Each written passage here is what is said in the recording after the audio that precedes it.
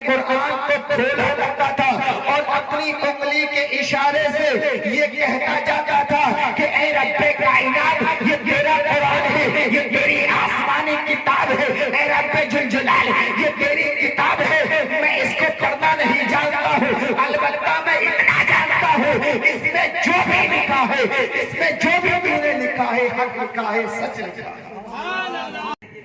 کہ اللہ تبارک و تعالیٰ نے قرآن کو نازل فرمایا۔ کتابیں اور بھی ہیں، توریت ہے، زبور ہے، انجیل ہے، یہ بھی آسمانی کتابیں ہیں، لیکن ان کا ذمہ رب تبارک و تعالیٰ نے خود نہیں لیا ہے، قرآن کا لیا ہے۔ اور انشاءاللہ تعالیٰ رب تبارک و تعالیٰ کا جو ذمہ ہے وہ آج بھی ہم اپنی آنکھوں سے دیکھ سکتے ہیں کہ قرآن کو جو رب تبارک و تعالیٰ نے ذمہ لیا ہے کہ صحیح سلامت رہے گا، اور انشاءاللہ تعالیٰ صحیح سلامت ہے۔ تو اے مسلمانوں، قرآن کا پڑھنا بھی عبادت ہے، قرآن کا دیکھنا بھی عبادت ہے، قرآن کا سننا بھی عبادت ہے،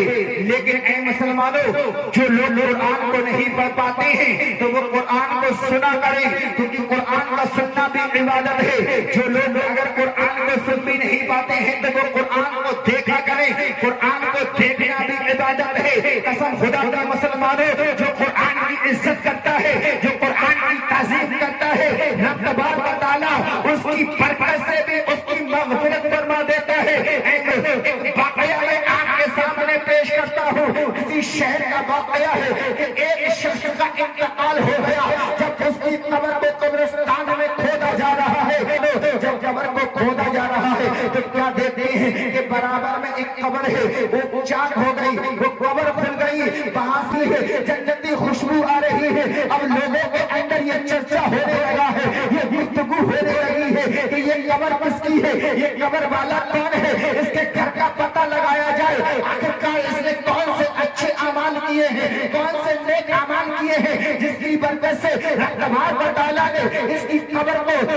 جنت کی ہوا عطا فرما دی ہے، جنتی خوشبو عطا فرما دی ہے۔ اے مسلمانوں، جب پتہ لگایا گیا، لوگ اس کے گھر پر پہنچے ہیں، اس کی بیوی کے پاس پہنچتے ہیں اور پوچھتے ہیں اے تمہارا شوہر جو انتقال کر گیا ہے اتنا وقت بیت گیا ہے، تو وہ اس کی بیوی کہتی ہے کئی سال بیت گئے ہیں، کئی سال بیت گئے ہیں۔ تو اے مسلمانوں، لوگوں نے پوچھا ہے کہ آج اس کی قبر کے برابر میں ایک قبر کھودی جا رہی تھی، تو اس کی قبر کھل گئی تھی، وہاں سے بہت ہی اچھی خوشبو آ رہی ہے، بہت ہی نورانیت پھیلی ہوئی ہے۔ آخرکار وہ کون سا عمل کرتا تھا، وہ کون سے نیک اعمال کرتا تھا جس کی وجہ سے رب تبارک و تعالیٰ راضی ہو گیا، اور اس کی قبر کو اللہ تبارک و تعالیٰ نے اس کی قبر میں جنتی خوشبو، جنتی ہوا عطا فرما دی ہے۔ کون سے اعمال کرتا تھا؟ تو اے مسلمانوں اب غور کرنا، ہماری ماں بہنیں بھی غور کریں، تو اس شخص کی بیوی کہتی ہے کہ میرے شوہر کا ایک عمل تھا جو بہت زیادہ وہ کیا کرتا تھا، کیونکہ میرا شوہر قرآن کی تلاوت کرنا نہیں جانتا تھا، قرآن کو پڑھنا نہیں جانتا تھا، لیکن قرآن کی عزت کیا کرتا تھا، قرآن کی تعظیم کیا کرتا تھا، قرآن کو پڑھنا نہیں جانتا تھا، لیکن قرآن کو کھولا کرتا تھا اور اپنی انگلی کے اشارے سے یہ کہتا جاتا تھا کہ اے رب کائنات یہ تیرا قرآن ہے، یہ تیری آسمانی کتاب ہے، اے رب جلجلال یہ تیری کتاب ہے، میں اس کو پڑھنا نہیں جانتا ہوں، البتہ میں اتنا جانتا ہوں اس میں جو بھی لکھا ہے، اس میں جو بھی تو نے لکھا ہے، حق لکھا ہے، سچ لکھا ہے۔ پڑھنا نہیں جانتا ہوں لیکن جو بھی لکھا ہے سچ لکھا ہے۔ انگلی کو بڑھاتا چلا جا رہا ہے کہ جو بھی لکھا ہے سچ لکھا ہے، جو بھی لکھا ہے حق لکھا ہے، جو بھی لکھا ہے سچ لکھا ہے۔ قرآن کو پڑھنا نہیں جانتا ہے، تو اللہ تبارک و تعالیٰ کو اس کا یہ عمل اتنا پسند آیا کہ جو بھی لکھا ہے سچ لکھا ہے، جو بھی لکھا ہے حق لکھا ہے، پڑھنا نہیں جانتا ہوں، تو اللہ تبارک و تعالیٰ نے مرنے کے بعد قبر کے اندر اسے جنتی ہوا عطا فرمائی۔ تو اے مسلمانوں،